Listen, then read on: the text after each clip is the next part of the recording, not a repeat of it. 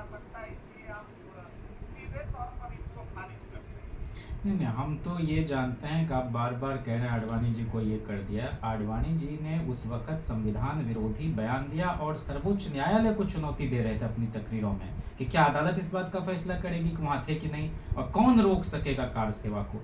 उस वजह से लालू जी को ये कदम उठाना पड़ा, और फिर से अगर टाइम को पीछे ले जाएंगे और आज की तारीख में फिर उसी तरह की बात होगी तो फिर उनको गिरफ्तार करना हम लोगों का संवैधानिक दायित्व होगा, मजबूरी होगी।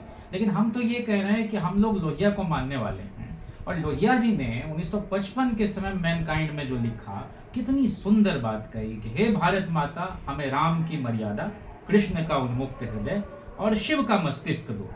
हमें उन्मुक्त हृदय और असीमित मस्तिष्क के साथ साथ जीवन की मर्यादा से रचो। मैं मर्यादा को अंडरलाइन करना चाहता हूँ, जिसका घनघोर अभाव है। और कोई ये कह रहा है कि फलां ने बनाया तो इसका लाभ मिलना चाहिए, यही तो चुनाव आयोग का काम है कि किसी को भी धार्मिक मुद्दे के राजनीतिकरण की छूट इस संसदीय लोकतंत्र में नहीं मिलनी चाहिए। दुर्भाग्य से मोदी जी राम को घसीट रहे हैं, इसकी हम मुखालफत, और हम लोग बीजेपी को अपने पीछ पर ले आए हैं। हम लोग 10 लाख नौकरी का जिस समय वायदा कर रहे थे, बीजेपी वाले कह रहे थे कि 20 लाख रोजगार देंगे, लेकिन पकौड़ावादी मॉडल वाला।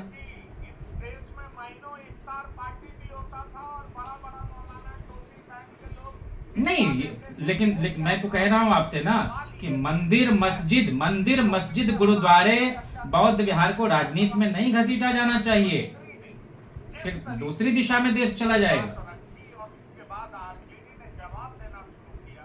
सवाल ये उठता है कि क्या आरजेडी राम मंदिर को लेकर के और उसमें पार्टिसिपेशन नहीं करने को लेकर जब जब प्रधानमंत्री ने चर्चा की तो आरजेडी डिफेंसिव हो जाती है? आरजेडी डिफेंसिव नहीं है, आरजेडी लोकतांत्रिक मूल्यों के साथ खड़ा है विपक्ष को लगता है और बीजेपी सहमी हुई है।